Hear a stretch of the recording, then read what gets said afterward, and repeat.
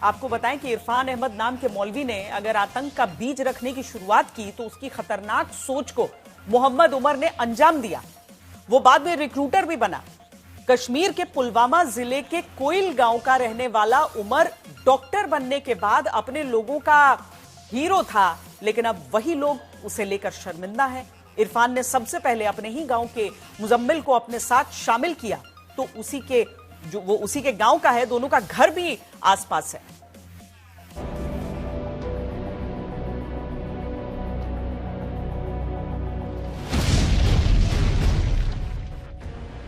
मोहम्मद उमर नबी दिल्ली धमाके का वो मुख्य किरदार जिसके जहन में पनप रही जिहादी सोच को लेकर हो रहे खुलासे खत्म होने का नाम नहीं ले रहे। ये सोमवार को लाल किले के पास हुए धमाके से जुड़ी ताजा तस्वीर है।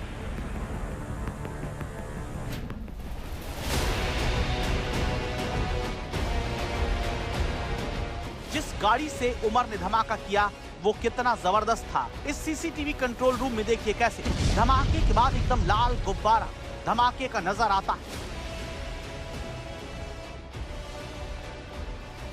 जिस वक्त धमाका हुआ तब चारों तरफ भीड़ भाड़ होती है। उसी दौरान एक जोरदार ब्लास्ट इस सीसीटीवी में कैद होता है। धमाका इतनी तेज कि सीसीटीवी कंट्रोल रूम का सीसीटीवी कैमरा ही ब्लैक हो जाता है।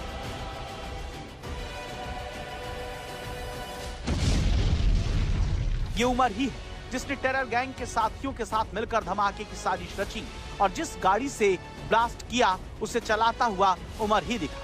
लेकिन अब खुलासा है कि उमर ने एक और गाड़ी खरीदी। दिल्ली पुलिस ने लाल रंग की इको स्पोर्ट्स गाड़ी को लेकर बुधवार शाम एक अलर्ट जारी किया। इसे भी मोहम्मद नबी उमर ने खरीदा था। जैसे ही ये सच सामने आया, पुलिस इस दूसरी गाड़ी की तलाश में जुट गई और फिर कुछ ही घंटों बाद इसे खोज निकाला गया।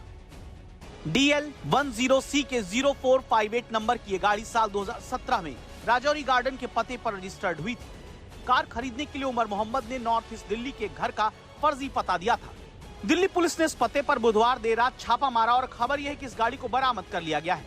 जिसके बाद सवाल है कि क्या एक और गाड़ी से दिल्ली में धमाका करने की तैयारी थी, क्योंकि जिस मात्रा में फरीदाबाद में विस्फोटक सामग्री इकट्ठा की गई उससे इस साजिश के उम्मीद से कहीं ज्यादा बड़ी होने की आशंका है। लेकिन आखिरी वक्त में जांच एजेंसियों का शिकंजा कसने के बाद उसने घबराकर दिल्ली में धमाका कर दिया, जिस पर उसके परिवार को यकीन नहीं हो रहा।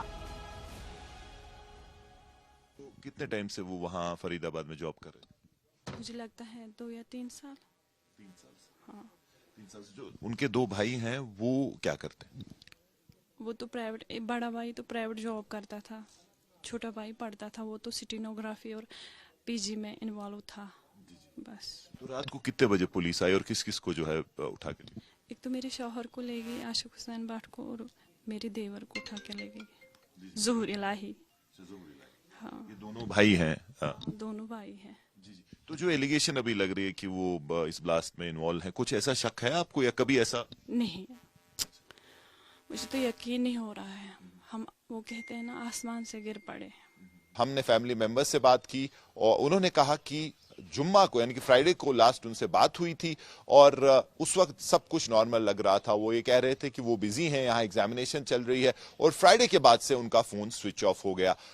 2 महीने पहले वो कश्मीर भी आए थे और बिल्कुल सब कुछ नॉर्मल था। फैमिली शॉक में है क्योंकि बिल्कुल एक्सपेक्ट नहीं कर रही थी कि डॉक्टर उमर का एक ऐसा भी चेहरा है जो उनसे छुपा हुआ है, क्योंकि उनके लिए वो एक स्टूडेंट थे।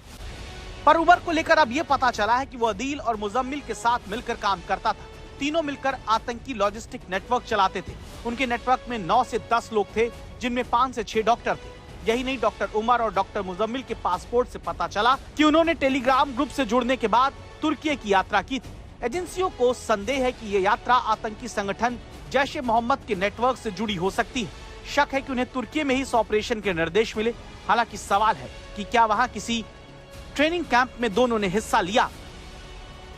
तो उमर की निगरानी में ये टेरर गैंग देश में बड़े धमाके का प्लान बना रहा था। बीते कई दिनों से विस्फोट वाली साजिश को अंजाम देने में लगा था।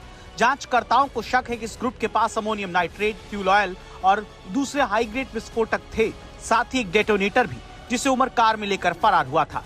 इस बीच उमर की पहली नौकरी को लेकर भी ये सच सामने आया है। पता चला है कि उमर को अनंतनाग के मेडिकल कॉलेज से निकाला गया था। वजह थी एक मरीज की अस्पताल में मौत। उमर अनंतनाग के सरकारी मेडिकल कॉलेज में सीनियर रेजिडेंट के तौर पर काम करता था। जहां उस पर मरीज की मौत के बाद इलाज में लापरवाही का आरोप लगा और फिर जांच में उसे मेडिकल कॉलेज से निकाल दिया गया। उमर से जुड़े कई लोगों से पूछताछ हो रही है, उसके पूरे नेटवर्क की पड़ताल चल रही है। जांच एजेंसियां दिल्ली धमाके के सबसे बड़े किरदार उमर की कुंडली खंगाल रही हैं।